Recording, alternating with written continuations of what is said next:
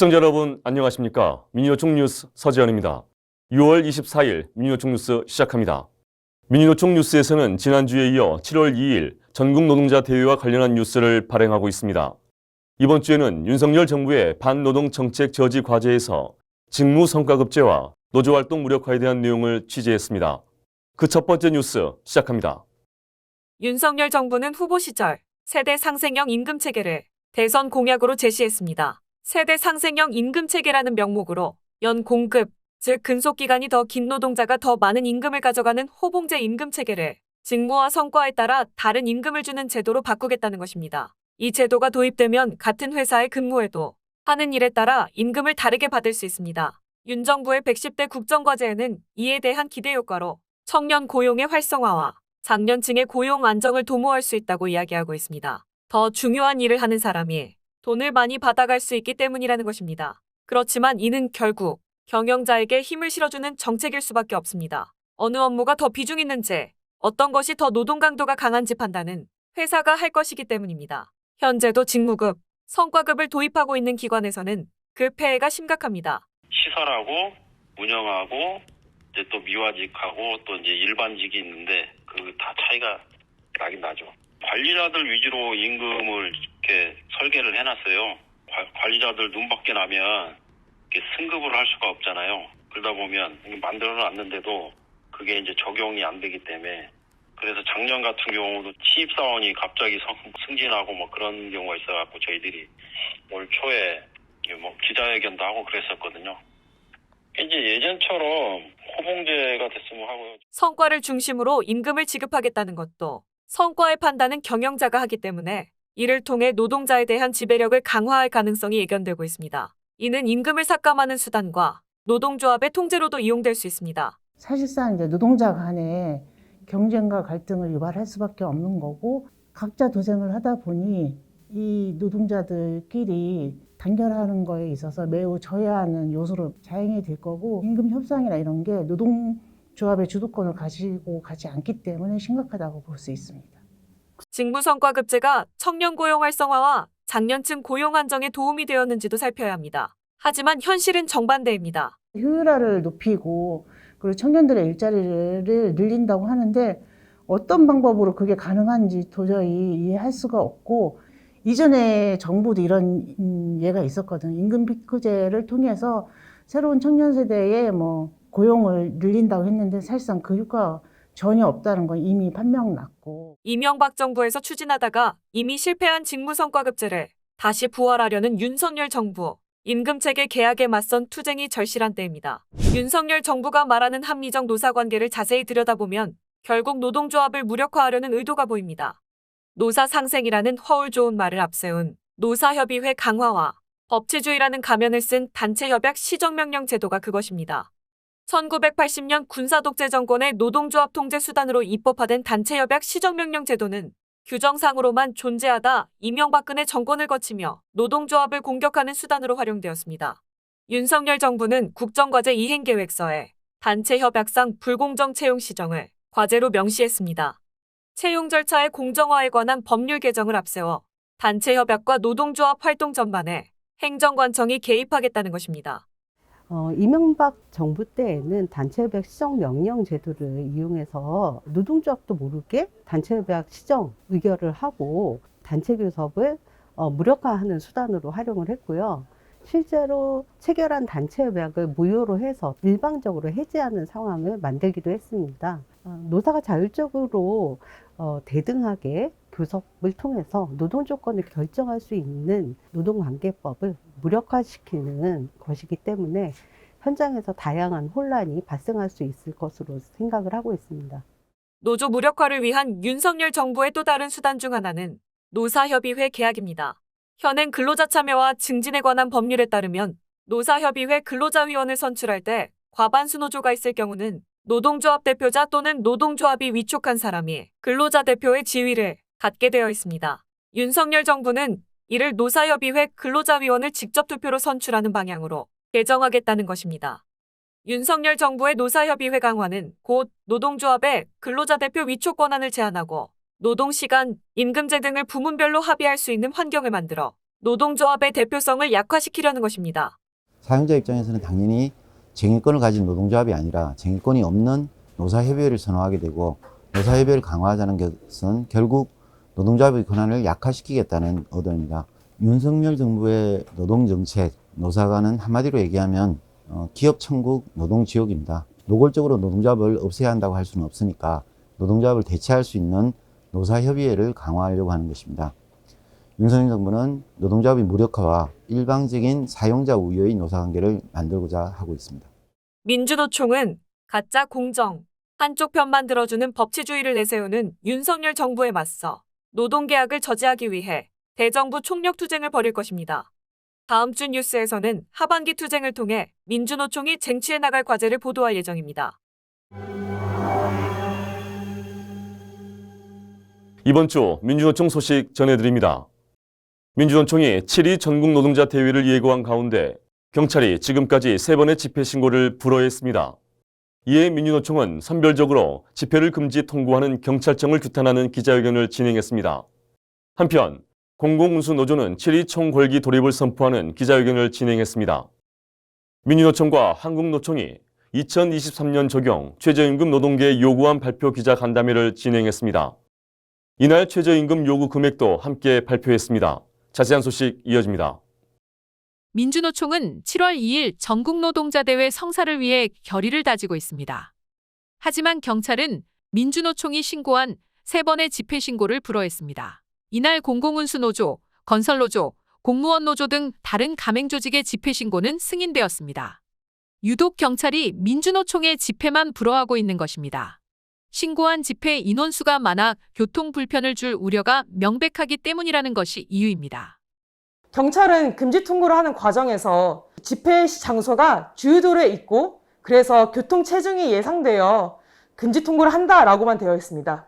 집회 시의 자유와 관련하여 헌법재판소는 이것이 민주주의 사회를 이루는 근간이라고 말하고 있습니다.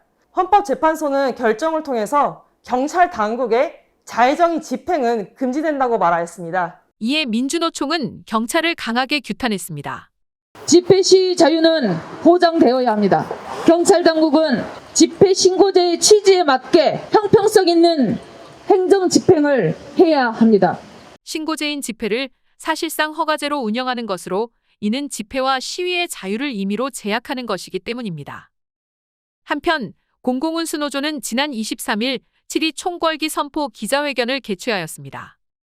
이들은 윤석열 정부에게 의료, 전기, 교육, 교통, 물류, 돌봄, 통신 서비스를 평등하게 이용할 수 있는 공공성 확대를 요구했습니다. 7.2 총궐기 투쟁 조직 목표는 25,000명입니다. 저희 공공운수노조가 25만 명으로서 10%를 조직 목표를 하고 있고, 조직을 하기 위해 현장 간담회, 그리고 노동자들이 일하고 있는 현장에 직접 순회를 하는 등 간담회와 순회 중심의 조직 사업을 진행하고 모든 회의에서 총궐기 조직을 진행하고 있습니다. 공공운수노조는 7.2 총궐기에 25,000 조합원 참가를 결의하며 사회 공공성 확대와 민영화 저지를 위해 끝까지 투쟁한다고 밝혔습니다. 2023년 적용 최저임금 노동계 요구안이 발표되었습니다. 내년도 최저임금을 월급 기준 227만 6,010원을 요구하기로 했습니다. 시급으로는 1,890원입니다. 그동안 노동계는 최저임금법에 근거해서 가구생계비가 최저임금 결정의 기준이 되어야 한다는 것을 끊임없이 요구했습니다. 최저임금위원회 노동자위원은 경제상황까지 종합적으로 고려하여 적정 실태생계비 시급 13,608원의 80%인 1,890원을 요구안으로 제시했습니다. 최저임금이 왜 올라야 하는가? 그것은 저임금 노동자들의 삶과 직결하고 있기 때문입니다. 우선은 첫 번째가 상위 범위 확대로 저임금 노동자들의 실제 임금은 매우 감소하였습니다. 두 번째는 사회적 결실에 대한 공평하고 균등한 배분이 이루어져야 한다고 생각합니다. 최저임금법의 목적은 저임금 노동자의 생활 안정과 노동력의 질적 향상입니다. 만약에 제대로 분등하고 평등한 분배가 이루어졌다면 저임금 노동자가 실제로는 훨씬 더 많은 임금 인상이 있을 거라고 저는 확신합니다. 임금 빼고 다 올랐다는 노동자 서민의 절규. 올해 최저임금 대폭 인상이 절실한 이유입니다. 가맹산하 조직 소식 전해드립니다. 보건의료 노동자들은 3년 동안 코로나 최전선에서 고군분투해왔습니다. 지난해 보건의료 노동자들은 코로나로 소진과 사직으로 내몰리며 산별 총파업까지 결의했고 작년 9월 2일 보건복지부와 극적으로 합의를 했습니다. 그런데도 보건의료 노동자 5천여 명이 거리로 나섰습니다. 그 이유를 잠시 뒤 살펴보겠습니다. 농협하면 하나로 마트나 은행을 많이 생각하실 텐데요. 농협중앙회가 이곳의 노동자들에게 횡포를 부리고 있습니다. 지역 축협 비정규직 노동자들을 정규직으로 전환하기로 했는데 이를 이행하지 않거나 한 지역 농협에서는 인사권 행사를 노동자의 동의 없이 하는 행태를 벌이고 있습니다. 이에 분노한 농축협 노동자들이 서울로 상경에서 결의대회를 열었습니다.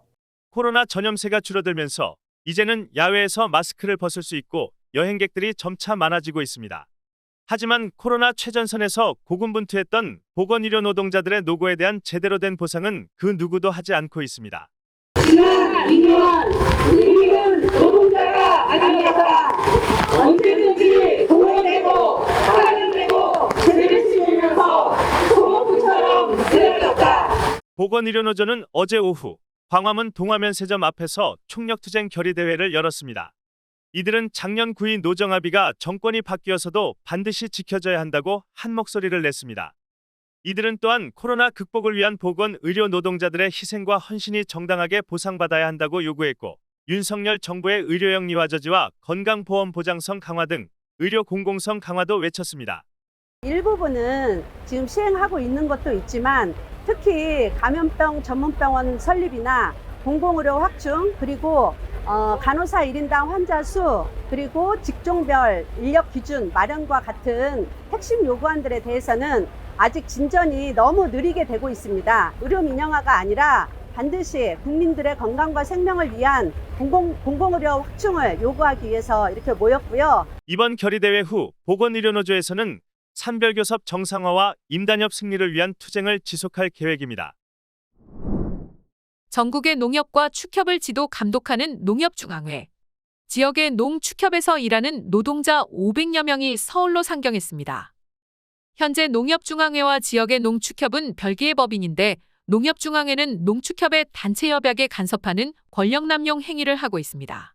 제주축협에서는 비정규직 노동자들이 절차를 거쳐 정규직으로 전환되는 단체협약을 맺었는데 농협중앙회에서는 규정에 맞지 않는다며 정규직으로 전환된 노동자들에게 사번을 부여하지 않고 있어 현장에 혼란을 야기했습니다.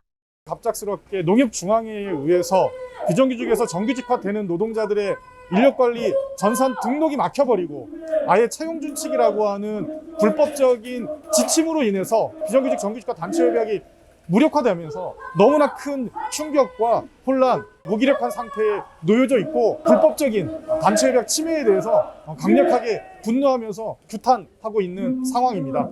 또한 용인농협에서는 조합장에게 인사권이 있음에도 불구하고 임의단체인 인사업무협의회를 통해 노동자의 동의 없이 관내의 다른 농협으로 인사 이동을 시키고 있습니다. 이들은 CPTPP 가입 반대도 함께 외치고 있습니다.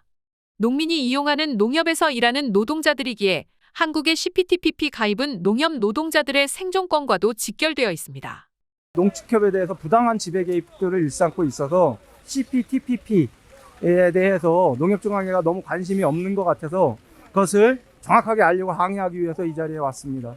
오늘 농협중앙회장을 타겟으로 정확하게 저희의 요구를 설명하고 그러지 않았을 때 이후 강력한 투쟁을 통해서 농협중앙회 사퇴까지 요구하는 그러한 투쟁을 준비하고 있습니다. 전국협동조합노조는 이후에도 단체협약을 침해하는 농협의 독소규정 개정과 농협중앙회의 지배구조 개선을 위한 투쟁을 지속해 나갈 예정입니다. 2023년도 적용 최저임금 노동계 요구안을 시급 1,890원으로 확정했습니다. 시급 1,890원, 월급으로 환산하면 227만 6,010원입니다. 노동계의 요구가 100% 반영된다고 해도 한 달 일해야 220만 원 남짓입니다. 어디 한번 최저임금으로 살아봐 하는 말이 결코 빈말이 아닙니다. 최저임금을 앞세워 소상공인, 자영업자의 본질적 어려움을 가리려는 시도는 이제 중단되어야 합니다. 6월 24일 민요총 뉴스 마치겠습니다. 시청해주신 여러분 고맙습니다.